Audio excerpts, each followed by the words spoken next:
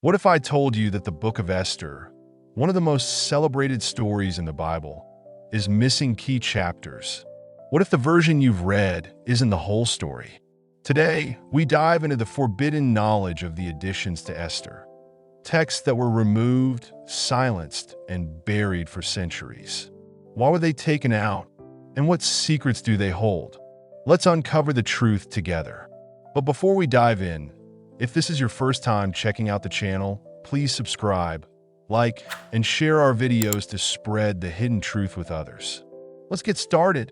Imagine a story so powerful, so transformative, that it has stood the test of time for over 2 millennia.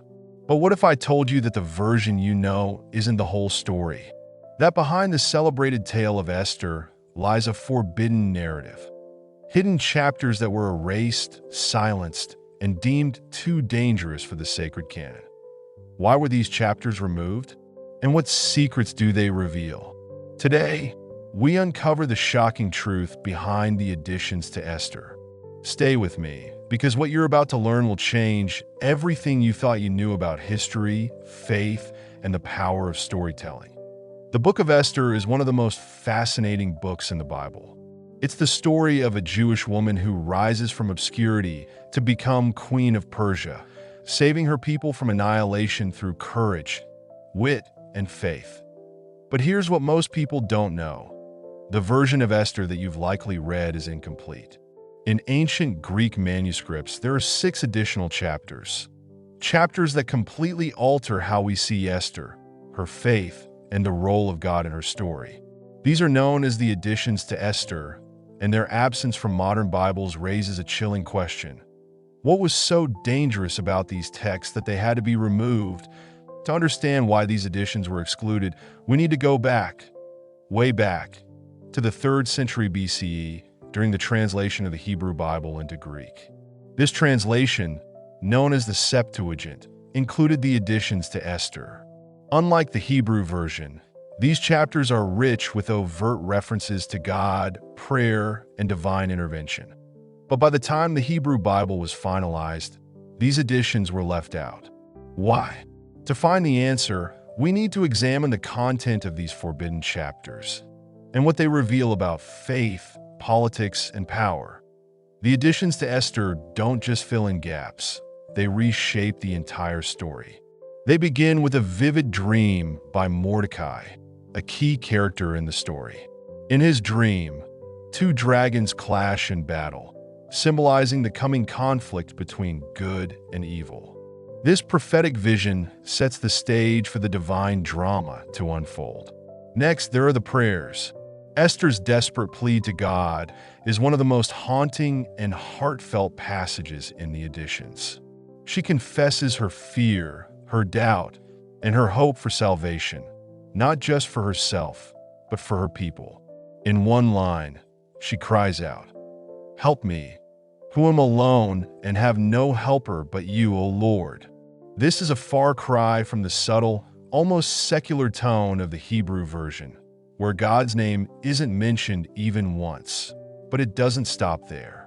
The additions include an expanded royal decree exposing Haman's plot to destroy the Jews, along with more miraculous events that point to God's intervention. These chapters make it clear, Esther's story isn't just about human bravery, it's about divine deliverance. So why would anyone want to remove these powerful, faith-filled passages? The answer lies in the turbulent history of the Jewish people and the shifting sands of religious politics. When the Hebrew Bible was canonized, likely around the 1st century CE, Jewish leaders faced an impossible challenge. They were living under foreign rule, trying to preserve their identity while navigating hostile political landscapes. Some scholars argue that the Hebrew version of Esther, without explicit references to God, was more politically palatable in these circumstances. What if the additions to Esther were removed not just for political reasons, but to control the narrative of faith itself? To emphasize human agency over divine intervention? To silence voices that pointed too directly to God in a time when such declarations could spark persecution? The decision to exclude the additions to Esther wasn't just about theology, it was about power. It raises a haunting question. How many other stories, voices, and truths have been lost to history because they didn't fit the narrative of the time?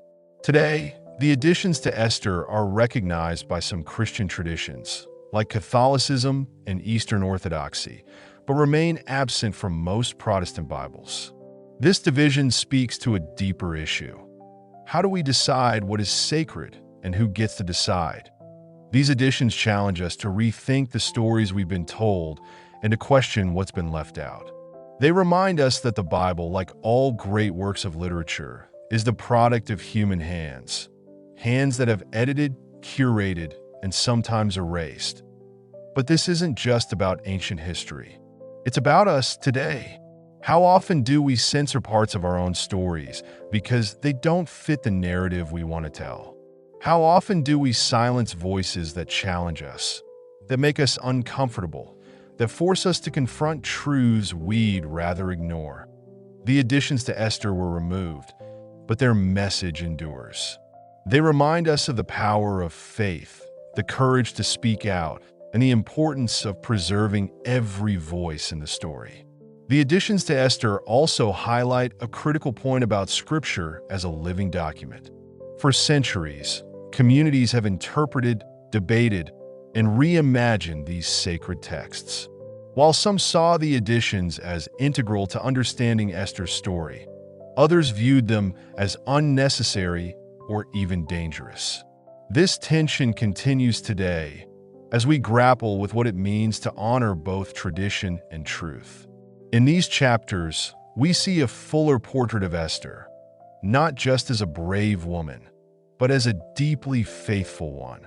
Her story becomes not only a tale of survival, but also a testament to the power of prayer and divine providence.